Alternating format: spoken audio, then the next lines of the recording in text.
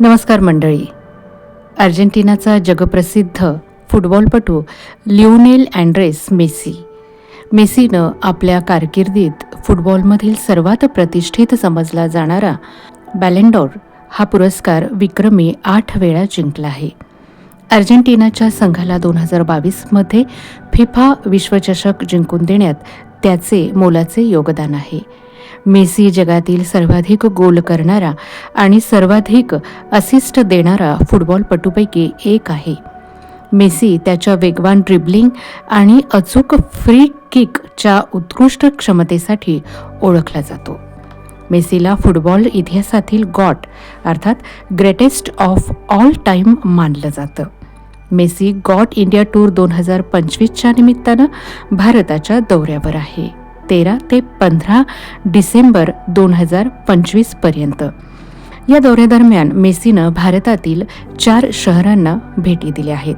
कोलकाता, हैदराबाद, मुंबई आणि नवी दिल्ली ही ती 4 शहरं.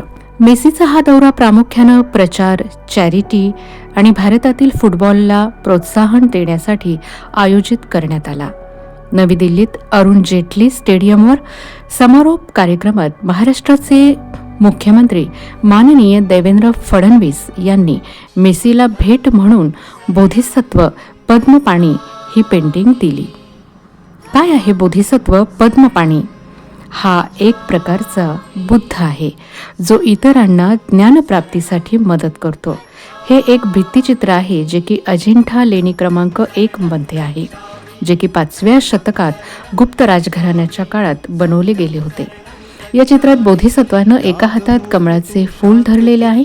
कमळ धारण करणारा असा तो पद्मपाणी. हे चित्र करुणा आणि शांतता याचे प्रतीक मानले जाते.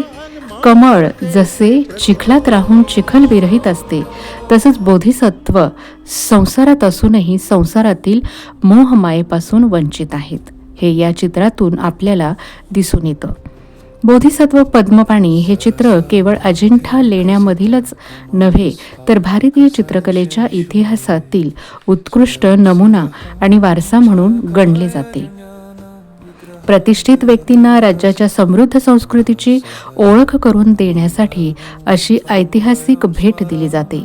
मंडळी, ही भेट आणि मेसीची भारत भेट भारतीय फुटबॉल चाहत्यांच्या आणि असंख्य भारतीयांच्या मनावर कायम कोरली गेली यात शंकाच नाही. भेटूया पुढील व्हिडिओमध्ये. व्हिडिओ आवडला असेल तर लाईक, शेअर आणि कमेंट करायला विसरू नका. नमस्कार. सर्वाभीष्टं पुरुषीरं वरद प्रसीद मे स्वामी.